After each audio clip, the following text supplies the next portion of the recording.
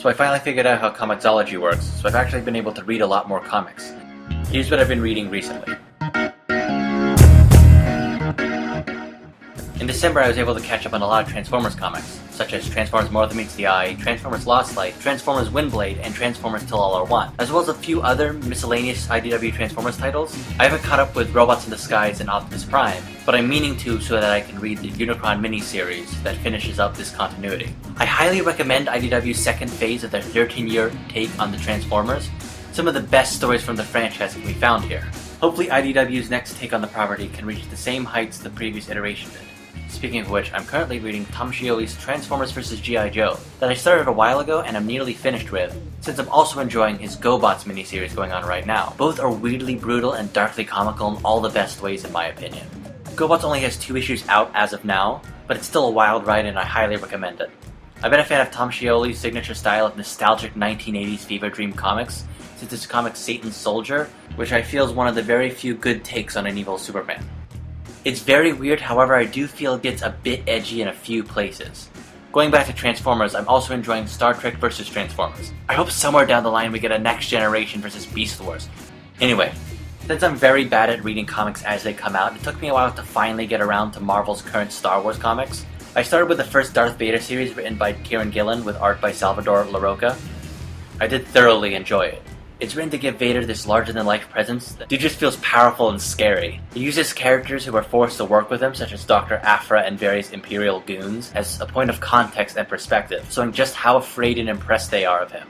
He feels like a force of nature as well as a fully fleshed-out character throughout. So, pretty good. With that, I also read the first crossover within the new Marvel take on the Star Wars comics, Vader Down, which I was really excited to read until I found out I probably should go back and read the flagship Star Wars title written by Jason Aaron. Which I did. I mean, it was more than solid, I really enjoyed it, but I was so ready to read Vader Down after the first 2 volumes of the Vader series. I do recommend both series, however, especially if you like Star Wars.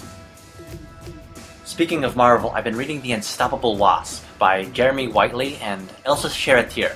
I'm only a volume and a half in it so far, but what I've read is a ton of fun, very cute, fish out of water story about Nadia Pym, the long-lost daughter of Hank Pym, and the new Wasp. It gives me a lot of Unbeatable Squirrel Girl vibes, which I also like a lot.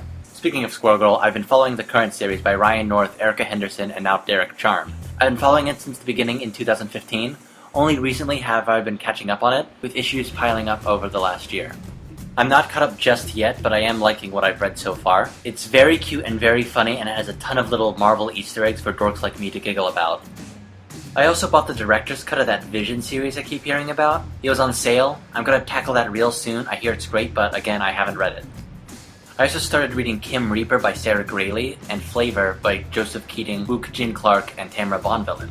I'm only about 2 or 3 issues into each, so I haven't really read enough to form an opinion just yet, but I say check it out if you feel like it. I also bought Fence Volume 1. Looks good, still actually need to read it. Lastly, I read the first story arc in All-Star Batman. You know, the good one.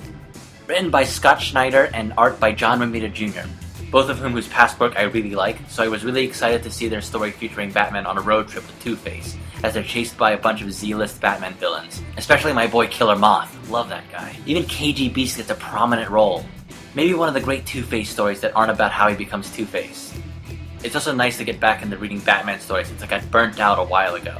So yeah, that's what I've been reading recently. If you're interested in checking out anything I mentioned here today, everything is available on Comixology, but I would also suggest supporting your local comic shop. Who knows, you might find something else that catches your eye. And thank you for listening to me rant about comics for 5 minutes.